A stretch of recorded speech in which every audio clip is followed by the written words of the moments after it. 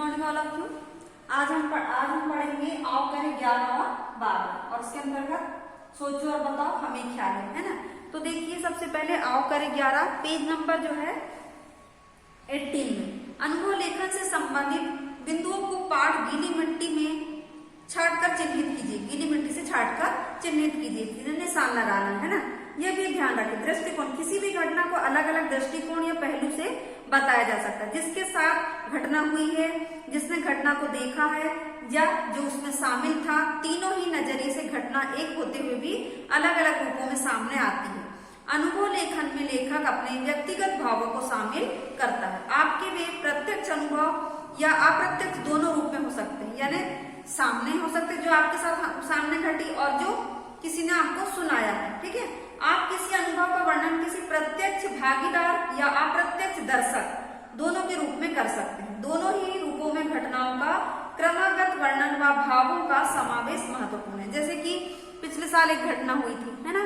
यहाँ से जब हम बटेरा चौकी से आते थे तो सभी स्कूल की बसें आ रही थी और एक जो मैडम है सेंट मैरी की, उनका वहां पर एक्सीडेंट हो गया। वो ऑन दी स्पॉट में ही क्या हो गई, उनकी मृत्यु हो गई, है ना, मर गई। तो उस घटना को हमने नहीं देखा क्योंकि हम पहले स्कूल आ चुके थे और कुछ बच्चे जो बस में अपनी जो स्कूल की बस है वो आ रही थी, उसमें से उन्होंने घटना को देखे तो उन्होंने आके हमको क्या करे, सुनाए। और उसी घटना को हमने घर जाके अपने घर में सुनाए। तो हमने उस घटना को नहीं देखी, वो क्या कहलाएगी, अप्रत्यक्ष, लेकिन हमको किसी ने सुना दिया तो हमने उसको दूसरों को सुनाया। उसी प्रकार से और आप लोगों ने क्या किया, जो बच्चे बस में थे उन्होंने उस घटना को बिल्कुल अपनी आंखों से देखा, उसको क्या कहते हैं, प्रत्यक्ष कहते हैं। सामने उन्होंने देखा, है ना, और हमने सामने नहीं देखा। तो उस घटना को आपने हमको सुनाया, घर में भी मम्मी लोगों को सुनाया, तो आपने अपनी आंखों से देखा मतलब प्रत्यक्ष हुआ, और हमने नहीं देखा लेकिन आपने जो घटना हमको सुनाई उस घटना को हमने घर में जाके सुना दी। तो ये दोनों घटनाएं प्रत्यक्ष अप्रत्यक्ष। वैसे ही कोई भी घटना, ऐसा नहीं है कि जरूरी कि वो एक्सीडेंट की घटना हो, कोई अच्छी घटना भी हो सकती है। जैसे कि हमने गीली मिट्टी जो पाठ पढ़े, गीली मिट्टी का तात्पर्य जो नरम होती है ना, उसको हम किसी भी आकार उसका दे सकते हैं। जैसे हम उससे घड़ा बना सकते हैं, सुराही बना सकते हैं, कुछ भी बना सकते हैं जब वो गीली होती। उसी तरह हमारा हृदय भी क्या होता है, मन क्या होता है, कोमल होता है। जैसे कि कोई भिखारी आया अपने घर में तो हमने उसको कुछ खाने पीने के लिए दे दिए, फिर उसने और अपनी कुछ बताया तो हमने उसको और कुछ दे दिए, कपड़े दे दिए अगर उसके पास कपड़े नहीं। तो इसी प्रकार कई हमारे जीवन में ऐसी घटनाएं हो जाती है जिसको कि हम किसी को हम करते भी हैं उस घटना को और हम किसी को सुना देते हैं। तो इस प्रकार की घटना आपको आओ करे 11 में करना है। अब देखिए आओ करे 12। रोजमर्रा में हम बहुत सारे अनुभव करते हैं। अपना कोई एक ऐसा अनुभव विस्तृत रूप में लिखिए जहां आपने किसी की मदद की हो, है ना। अनुभव से संबंधित अपने भाव भी हमको बताना है। किसी की अगर मदद की होगी, जैसे कि हमने अभी गीली मिट्टी में पढ़ा, तो अगर वो मदद आपने की होगी तो आपको उस घटना को क्या करना है, सुनाना है। जैसे कि यहाँ पर हमने कल बताए थे कि ये बात तब की है जब मैं 9 वर्ष की थी। मैं और मेरे चाचा की बेटी स्वाति दीदी एक साथ घर में थे। हम दोनों बहनें नहीं बल्कि बहुत पक्की सहेली थी। उस दिन बहुत तेज बरसात हुई थी। पूरे परिवार को एक शादी में जाना था। स्वाति दीदी की परीक्षाएं थी, इसलिए उन्हें घर में रुकना पड़ा। मैंने भी एक दिन के लिए दीदी के साथ रुकने की जिद की। बहुत बार कहने पर माँ पिताजी ने मुझे दीदी के साथ रुकने दिया। अब घर में केवल हम दोनों ही थे। स्वाति दीदी मुझसे 3 साल बड़ी थी।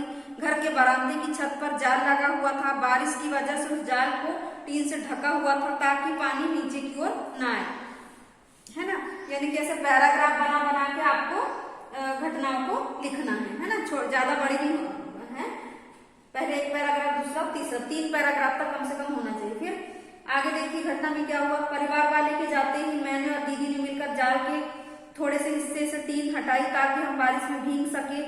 फिर दीदी बाहर गली में पकोड़े वाले अंकल से गर्मा गर्म पकौड़ियां लेकर आई। जब तक दीदी आई मैंने हम दोनों के लिए चाय बना ली। फिर हमने साथ में बैठकर चाय, पकौड़ी और बारिश का आनंद लिया। उसके बाद मैं चित्र बनाने लगी और स्वाति दीदी अपनी किताबें पढ़ने लगी। कुछ देर तो मैंने चित्रकारी पर, फिर मैं उबने लगी, पर दीदी को परेशान नहीं कर सकती थी क्योंकि उन्हें परीक्षा की तैयारी करनी थी। मैंने चुपके से दीदी का मोबाइल फोन ले लिया और उसमें कुछ तस्वीरें खींचने लगी। कुछ तस्वीर खींचने के बाद मैंने फोन कुछ देर तक खेला और उसे तकिए के नीचे रखकर चुपचाप सो गई। जब कुछ देर बाद में उठी तो देखा कि स्वाति दीदी अपना फोन ढूंढ रही थी। दीदी बहुत परेशान थी। उन्हें फोन ढूंढते देख मुझे बहुत मजा आ रहा था। तभी मुझे एक शरारत सूझी। मैंने दीदी का फोन बंद करके चादरों के बीच में छिपा दिया। उसके बाद फोन ढूंढने में दीदी के साथ जुड़ गई।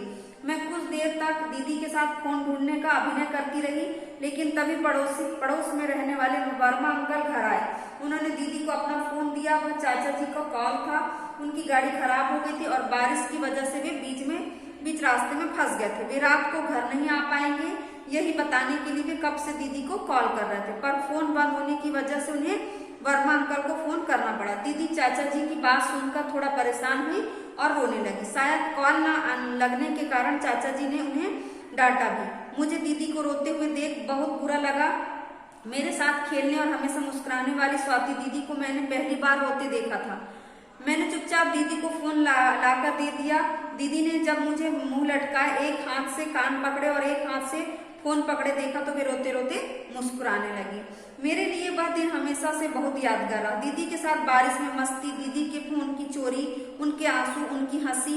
उस एक दिन में कुछ था, पर उस दिन मैंने जान लिया कि अपने मजे के चक्कर में कोई भी ऐसा काम नहीं करना चाहिए जिससे किसी को परेशानी हो। इस प्रकार की घटनाएं आपके साथ भी हो सकती है। आप भी अपनी बड़ी दीदी भैया के साथ में मस्ती करते हैं, वही घटना भी हम लिख सकते हैं। तो आओ करें 11 के अंतर्गत आपको एक ऐसी घटना लिखना है और वैसे ही आओ करें 12 में भी आपको करना है। अब देखिए, सोचो और बताओ, ये चित्र किसका दिया गया है बताइए। कुम्हार का है ना। वो हमारी मदद कैसे करता है बताइए। मिट्टी के बर्तन बनाता है ना, घड़े बनाता है, सुराही बनाता है। अब बताइए, हम किन चीजों के लिए उस पर निर्भर रहते हैं? बर्तन और खिलौने के लिए रहते हैं।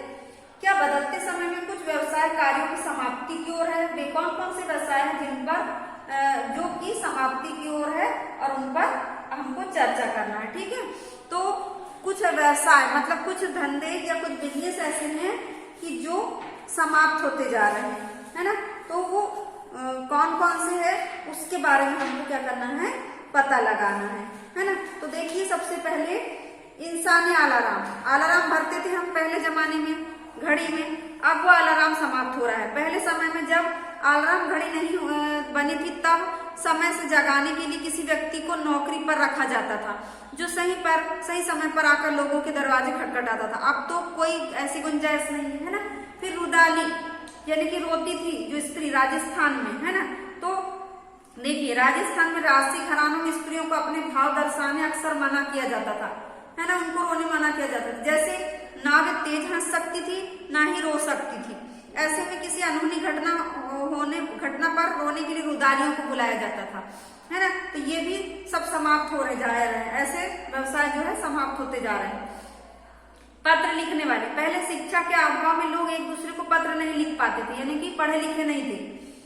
ऐसे में वे किसी शिक्षित व्यक्ति से पत्र लिखवाकर उन्हें उसके लिए रुपए देते थे, ठीक है। तो ये भी समाप्त हो रहा है क्योंकि लोग साक्षरता अभियान चला और उसमें बहुत सारे लोग पढ़ने लिखने लगे। उसके बाद दूध वाला, सब्जी वाला आदि। पहले गाय भैंस का दूध लोग डेयरी से लेकर आते थे या मंडी या ठेले वाले से फल सब्जियां खरीदते थे, पर धीरे धीरे पैक दूध आने से दूध वालों का काम कम हो गया है और इसी तरह फल सब्जियां वाले बेचने वाले का काम भी कम हो गया है ना। नहीं तो पहले हम लोग क्या करते थे, वहां जाकर लेते थे। धीरे धीरे ये सब व्यवसाय क्या होते जा रहे हैं, कम हो रहे हैं। वैसे ही बदलते समय और आवश्यकता अनुसार नए व्यवसाय भी आ रहे हैं, जैसे कि बढ़ते फैशन के दौर में फैशन डिजाइनिंग का व्यवसाय, कंप्यूटर के बढ़ते प्रयोग से सॉफ्टवेयर मैकेनिक जैसे व्यवसाय क्या हो रहे हैं, बढ़ रहे हैं। मतलब इंसानी अलार्म जो है, रुदाली वाला, पत्र लिखने वाला और दूध वाला, सब्जी वाले के जो कार्य हैं वो कुछ कम होते जा रहे हैं और जैसे कि कंप्यूटर से संबंधित और फैशन डिजाइनिंग का काम जो है या व्यवसाय जो है बढ़ता जा रहा है ना। अब क्या करना है, देखिए अब यहाँ पर है हमें ख्याल है ना। आपने रंगों व अलग अलग चीजों से बनी चित्रकारी या कला शिल्प देखे होंगे। देखिए ये बना है यहाँ पर क्या आप जानते हैं इसी तरह की चित्रकारी व शिल्प रेत की मदद से भी बनाए जाते हैं, जिसे रेत कला के नाम से जाना जाता है। ये रेत से बना हुआ है ना। रेत कला, रेत को अलग अलग आकार में ढालने की कला है। इसके अंतर्गत रेत की मीनारें, चित्र, किले आदि बनाए जाते हैं। दुनिया का सबसे बड़ा रेत किला जर्मनी में 2017 में बनाया गया। यह आकृति 16.6 समझ गए होंगे आप लोग। अब देखिए, हाँ, अब मेरी बारी जो 7 है वो आपको करना है। हम आपको एक बार समझा देते हैं, उसके बाद आपको मेरी बारी 7 करना है आज, है ना। आज के लिए आपका होमवर्क है कि मेरी बारी 6 और मेरी बारी 7, है ना। मेरी बारी 6 + 7 आपको करना है। तो एक कोई अनुभव बताना है और ये 7 वाला करना है। दिए गए गद्यांश को पढ़कर प्रश्नों के उत्तर दीजिए। मुंशी प्रेमचंद ने 5 वर्ष की आयु में पढ़ना प्रारंभ कर दिया। वे पढ़ने के लिए नंगे पांव 5-6 मील दूर एक गांव में जाते थे। आरंभ में उन्होंने एक मौलवी से उर्दू और फारसी पढ़ी। कुछ बड़े होने पर उन्होंने स्कूल की पढ़ाई आरंभ की। वे दिन में स्कूल की पढ़ाई करते और रात में ट्यूशन पढ़ाकर अपना गुजारा करते थे।